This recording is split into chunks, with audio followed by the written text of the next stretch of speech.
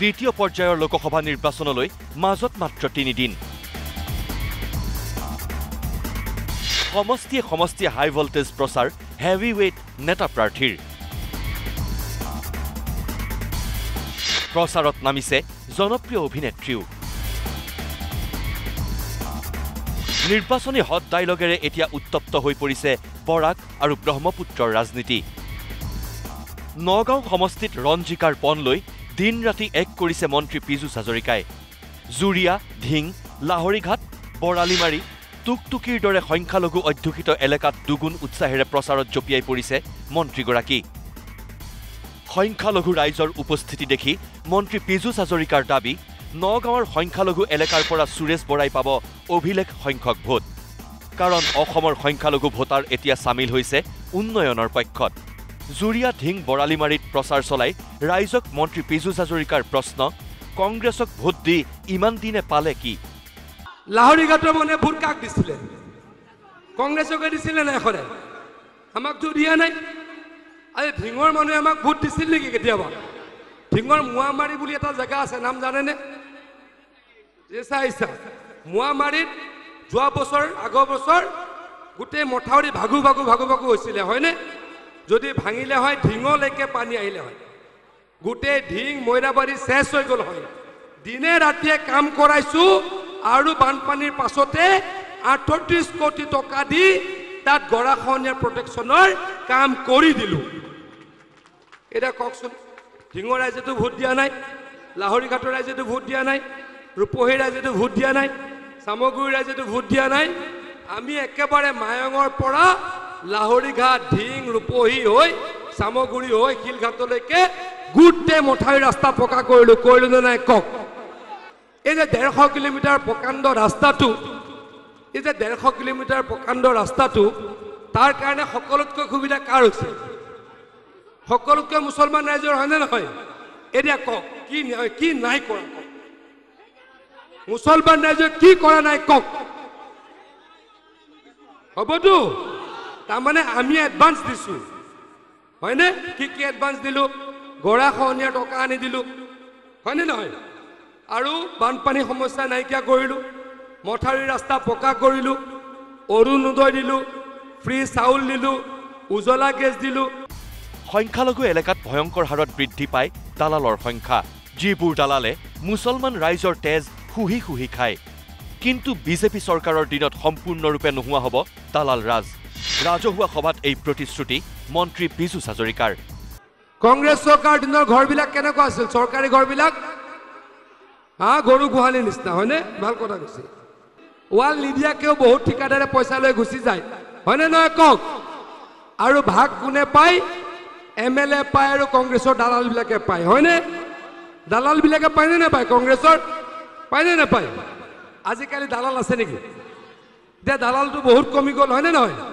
মাটিৰ দালাল নাইকিয়া হ'ল, থানাৰ দালাল নাইকিয়া হ'ল, খুটখুৰ নাইকিয়া হৈ গ'ল। চবকে মামাই এফালৰ পৰা জেলত ভৰাইছেনে নাই কওক? মাটিৰ দালাল, খুটখুৰ, থানাৰ দালাল বেছিকৈ, বেয়া নাপাব মই এটা কথা কওঁ, মুছলমান গাঁৱত বেছি থাকে আৰু মুছলমান ৰাইজক প্ৰতাৰণা কৰে, মুছলমান ৰাইজক খুই খায়নে নাখায় কওক? আৰু এইটো আমি হ'বলৈ আৰু নিদিওঁ, আপোনালোকক প্ৰতিশ্ৰুতি দিছোঁ। মন্ত্ৰী স্বামীৰ সমান্তৰালকৈ প্ৰচাৰত ব্যস্ত অভিনেত্ৰী পত্নী আইমী বৰুৱাও। জাগিৰোড সমষ্টিৰ বিভিন্ন প্ৰান্তত সংখ্যালঘু অধ্যুষিত এলেকাত বিজেপি প্ৰাৰ্থী সুৰেশ বৰাৰ হৈ প্ৰচাৰ আইমী বৰুৱাৰ। ৰাইজৰ উপস্থিতিয়েই প্ৰমাণ কৰে নগাঁৱত জয়কাৰ আৰু পৰাজয়কাৰ।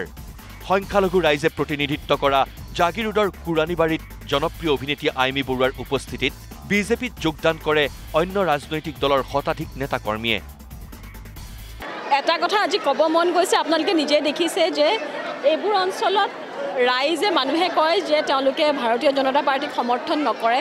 আপোনালোকে চাওকচোন, তেওঁলোকে যি ধৰণে ওলাই আহিছে, তেওঁলোকে যিমানবাৰ মই সুধিছোঁ ওলোটাই তেওঁলোকে কয় যে আমি এবাৰ ভাৰতীয় জনতা পাৰ্টিকে দিম। যে যি ধৰণে মানুহৰ ঢৌ আহিছে, মানুহে কোনফালে আছে আৰু বেছি কথাৰে বুজাব নালাগে, মই ভাবোঁ মানুহে নিজে প্ৰমাণ কৰিছে। বৰাকত নিৰ্বাচনী প্ৰচাৰত ব্যস্ত মন্ত্ৰী জয়ন্ত মল্লবৰুৱা। পাথাৰকান্দি, ৰাতাবাৰী আৰু উত্তৰ কৰিমগঞ্জৰ 4খনকৈ নিৰ্বাচনী সভাত অংশ লৈ কৃপানাথ মাল্লাৰ হৈ প্ৰচাৰ মন্ত্ৰী বৰুৱাৰ।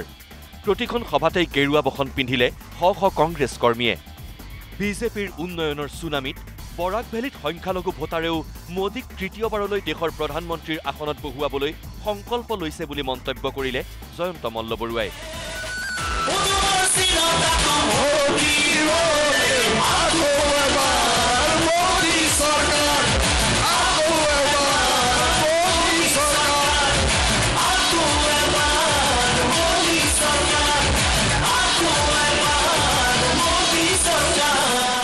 এটা কথা স্পষ্ট আজি দেখিছে যে কি পৰিৱেশ য'তেই যাওঁ একেই পৰিৱেশ গতিকে আমি কৰিমগঞ্জ লোকসভাত অতি কমেও 2 লাখ ভোটত কৃপানাথ মাল্লা বিজয়ী হ'ব তাত চিন্তা কৰিবলগীয়া নাই বিগত সময়তো এই অঞ্চলৰ ৰাইজে আমাক আশীৰ্বাদ দিছে আৰু এইবাৰো আশীৰ্বাদ দিব ৰাইজৰ ওপৰত আমাৰ সম্পূৰ্ণ বিশ্বাস আছে চাওক মাইনৰিটি মানুহে আৰু কিমান ধৰ্মৰ নামত ৰাজনীতি শুনিব ইমান দিন ধৰ্মৰ নামত ৰাজনীতি কংগ্ৰেছেও কৰিলে ইউডিএফও কৰিলে দেখিলে ধৰ্মৰ নামত ৰাজনীতি কিন্তু মাইনৰিটি মানুহৰ উন্নয়ন কোনে কৰিলে উন্নয়ন যদি কৰিছে সেয়া নৰেন্দ্ৰ মোদী ডাঙৰীয়াই কৰিছে হিমন্ত বিশ্ব শৰ্মা ডাঙৰীয়াই কৰিছে সেইকাৰণে মাইনৰিটি প্ৰতিজন ব্যক্তিয়ে আজি হিমন্ত বিশ্ব শৰ্মা ডাঙৰীয়াৰ লগত আছে নৰেন্দ্ৰ মোদী ডাঙৰীয়াৰ লগত আছে আমাৰ কৃপানাথ মাল্লাৰ লগত আছে তামুলপুৰত দিলীপ শইকীয়াৰ হৈ প্ৰচাৰত ব্যস্ত মন্ত্ৰী অশোক সিংহাল দৰং ওদালগুৰি সমষ্টিত 4খনকৈ নিৰ্বাচনী সভা মন্ত্ৰী সিংহালৰ ৰাইজে এতিয়া কংগ্ৰেছ আৰু বিপিএফক মনৰ পৰাই আঁতৰাই দিছে কংগ্ৰেছৰ এতিয়া গোলকিপাৰেই নাই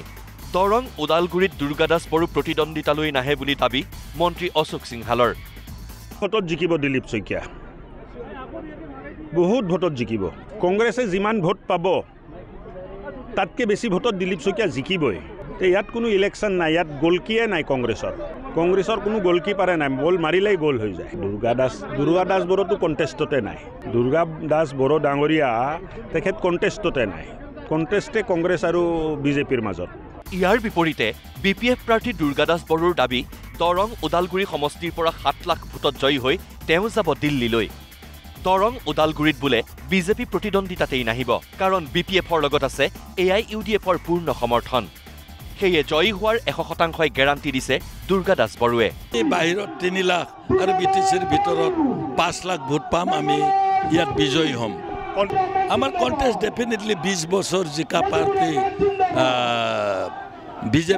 বিজেপিৰ লগত হ'ব কিন্তু কণ্টেষ্টটো কিং কণ্টেষ্ট নহয় তেওঁলোকে বহুত পিছত থাকিব প্ৰচণ্ড দিলীপ শইকীয়া বিৰোধী ঢৌ বিজেপি পাৰ্টিৰ ভিতৰত আছে AIUDF বিপিএফটো বাদ দিয়ক তেওঁ নিজৰ পাৰ্টিত প্ৰচণ্ড বিৰোধিতা আছে বিপুৰ আকাশে বতাহেও বলিছে নিৰ্বাচনী ৰণকৌশল বিজেপি প্ৰাৰ্থী অমৰ সিং কিশোৰ হৈ প্ৰচাৰ চলাই কাৰ্বি আংলং স্বায়ত্তশাসিত পৰিষদৰ মুখ্য কাৰ্যবাহী তুলিৰাম ৰংহাঙৰ দাবী বিপুৰ ৰাইজ এতিয়া সংকল্পবদ্ধ মোদী হ'ব দেশৰ প্ৰধানমন্ত্ৰী উন্নয়নৰ বাবে পাহাৰ ভৈয়ামৰ প্ৰতিটো জাতি জনগোষ্ঠীৰ ৰাইজে বিজেপিলৈ হিয়া উজাৰি মৰম দিছে যাৰ বাবে কাৰ্বি পাহাৰৰ প্ৰান্তে প্ৰান্তে ভাৰতীয় জনতা পাৰ্টিলৈ এনে সঁহাৰি প্ৰতিজন ভোটাৰৰ নৰেন্দ্ৰ মোদীয়ে সকলো জাতি জনগোষ্ঠীৰ লগত লৈহে ভাৰতৰ এটা পৰিৱৰ্তন এটা চেঞ্জ আনিব বিচাৰিছে আৰু চেঞ্জ আনি আছে সকলো জাতি জনগোষ্ঠীবিলাকৰ বিশেষকৈ সংখ্যালঘুসকলত তেখেতলোকে নিজে আহিছে যে নৰেন্দ্ৰ মোদী আমি এবাৰ প্ৰধানমন্ত্ৰী বনোৱাৰ স্বাৰ্থত অমৰ সিং দিছক বিপুল ভোটাৰ আমি জয়যুক্ত কৰিম গতিকে সকলো জাতি জনগোষ্ঠী ইয়াত আহিছে অকল সংখ্যালঘু নহয় যে যিমানখিনি ভিতৰৰ পৰা থকা যিমানখিনি যাৰ আগত বিৰোধী আছে যিবিলাকৰ বিৰোধী দল আছে যেনে বা কংগ্ৰেছ আছে বা APSLC আছে বা বেলেগ ৰাজনৈতিক দল আছে তেওঁলোকৰ দিনে দিনে ত্যাগ কৰি আহি আছে ব্যুৰো ৰিপৰ্ট নিউজ লাইভ